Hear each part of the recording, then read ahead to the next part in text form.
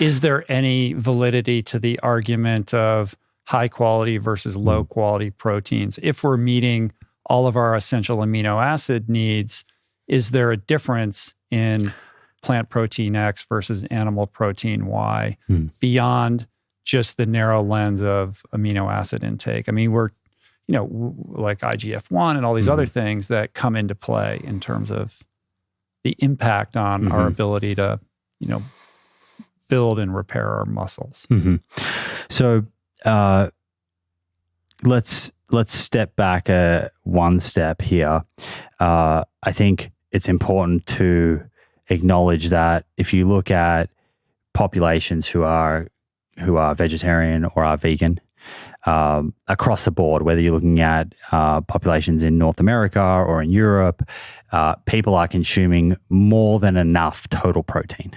And that's really important. So there's a paper just out from Slovenia, health conscious vegans, and these people were consuming about 1.5 grams of protein per kilo, right? And the recommendation is to consume 0.83 grams per kilogram. That's just for everyday functioning, not if you're an athlete. If you're an athlete, it's going to be higher, in the realm of 1.2 grams per kilo up to sort of 1.6 grams per kilo. But first and foremost, these populations of people eating only plants or almost only plants are getting more than enough total protein. And then the question is around protein quality, and often people wonder, well, is there a difference in bioavailability as well? And you hear about animal protein being much more superior in terms of absorption and your body's ability to utilize it.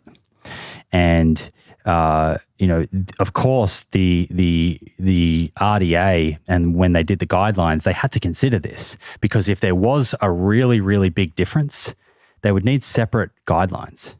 0.83 grams per kilo would not be for everyone. It would be for omnivores. And then for vegetarians and vegans, there would need to be a separate guideline. Right. If there was a 20% reduction in bioavailability of plant protein, then you would have to increase that up from 0.83. Yeah, which there's not. And that's based on nitrogen balance studies, which essentially can look at how well your body is absorbing protein.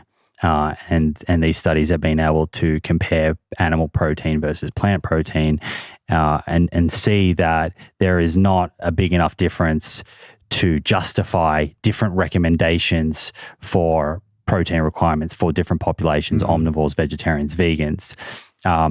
Now, I will say that there have been some studies where animal protein has been made to look quite superior to plant protein, and there are a few problems with this research, or limitations, I should say. There's not a problem with the studies themselves, but limitations in terms of how we can interpret them.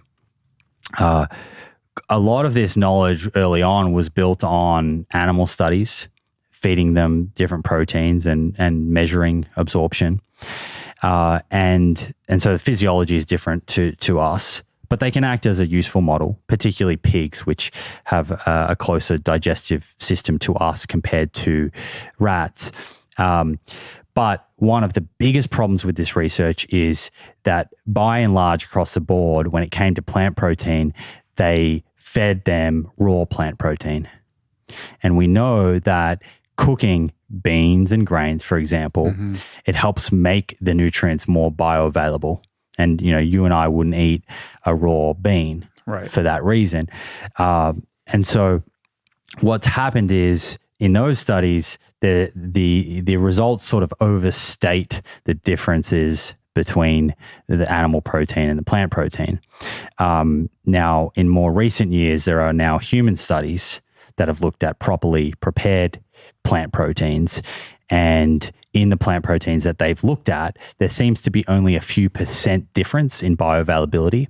And there's a paper by Mariotti from 2019 that summarizes all of that. And so the current position is that, there might be a slightly lower bioavailability of plant protein, but it's much less than what had been thought in the past. And I'll add the caveat there that there's probably only around 6 or 7 plant proteins that have been tested. So I'd love to see more research and look at, hundreds of different sources of plant protein. Sure. But it does seem like there's not a significant difference or at this stage reason to be worried about bioavailability differences. And but perhaps more important than any of this, because let's be honest, people listening and you and I, bioavailability and percentages around absorption, that's not what matters. What matters is what happens to various health outcomes or short-term outcomes in terms of strength and building muscle. And I spoke before to the clear benefits of swapping animal protein for plant protein when it comes to our long-term health. That there's no doubt about that. It's absolutely consistent in the literature. In terms of strength and building muscle, this is a really interesting area, and there's a lot of emerging science here. And I'm starting to see nutrition scientists in this space who have been very adamant that animal protein is king, starting to change their tune a bit. And I don't think it's all sort of said and done, but there is some early clues that you can still get the same benefits in terms of strength and hypertrophy from consuming plant protein. And we need more research looking at different populations. But there's one study that came out early this year, actually. And this was a randomized controlled trial, and really the first of its kind. A lot of studies in the past, Rich, that have looked at plant protein and looking at resistance training and measuring strength and hypertrophy have looked at the addition of, say, a soy protein shake to an omnivorous diet, and versus another group who are eating an omnivorous diet with a whey protein shake. So it's very hard to from that study sort of extrapolate to a completely plant exclusive diet, because their baseline diet was including animal They were foods. already meeting their protein needs. Yeah, and they were not a person consuming a vegan diet. So it's just a different question, right? Those studies are essentially just comparing whey versus soy protein in the context of the two different people eating the same diet. Right, I got it. Whereas with this latest study, it was, okay, let's actually look at healthy adult males who are consuming a completely plant-based diet, same sort of diet you and I would consume, with a soy protein shake supplement, against a group consuming an omnivorous diet with a whey protein supplement.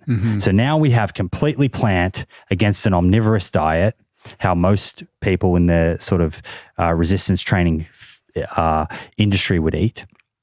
And we get to see, is there a difference in strength and in terms of hypertrophy, lean muscle? And I should note, these were healthy adults that were active, but they weren't people that had been doing resistance training for years. And there was a very important reason for that selection.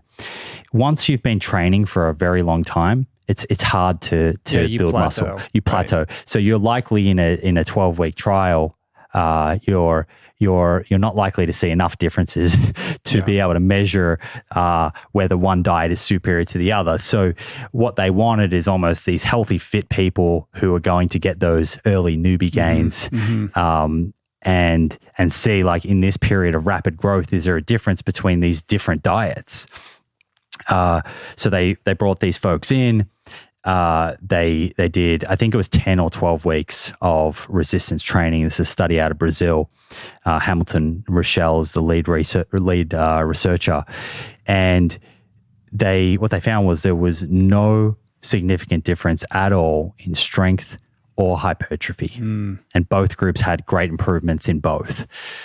So look, what can we say from that study? Well, we can say in healthy adult males that did not have a history of resistance training, there seems to be no difference in terms of whether it's plant protein or animal protein. Yeah, no difference in terms of your ability to make gains in a certain period of time. That's right. And, is that the same for an elderly population who as you get older, you develop anabolic resistance, and so your ability to generate muscle to promote lean muscle growth is harder.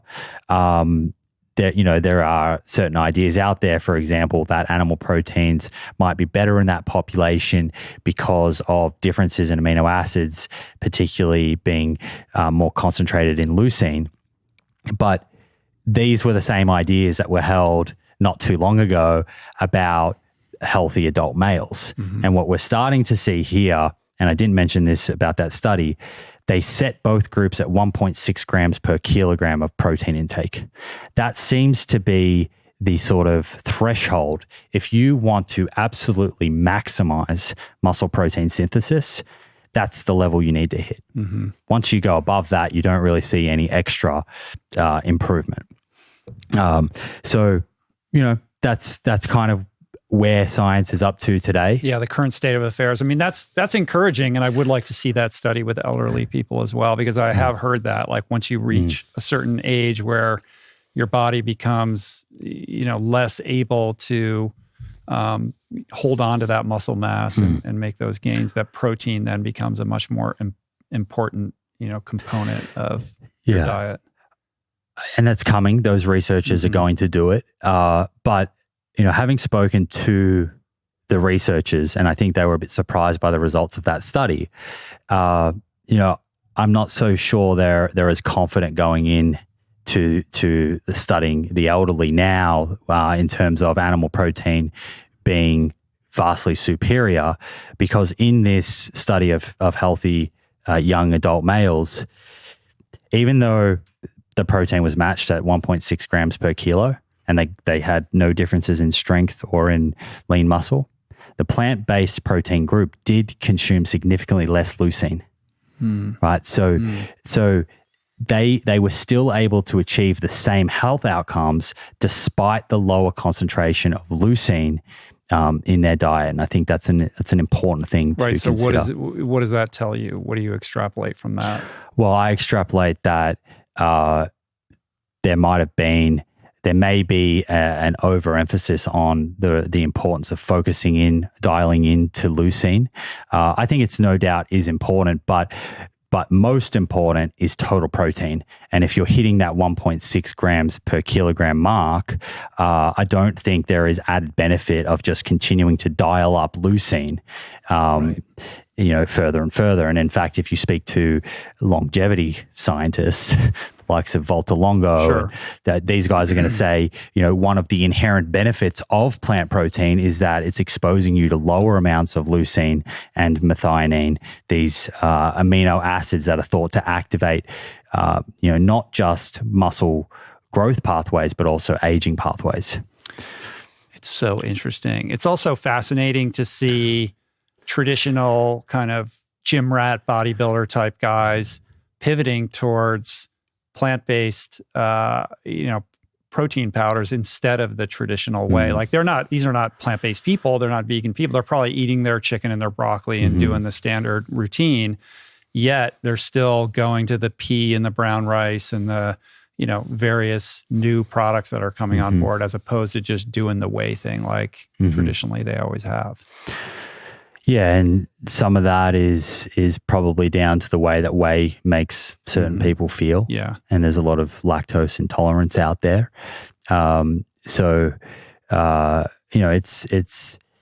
It's nice to see that change in the community, and I think this study in particular is giving people more and more confidence, right? Because people need the data.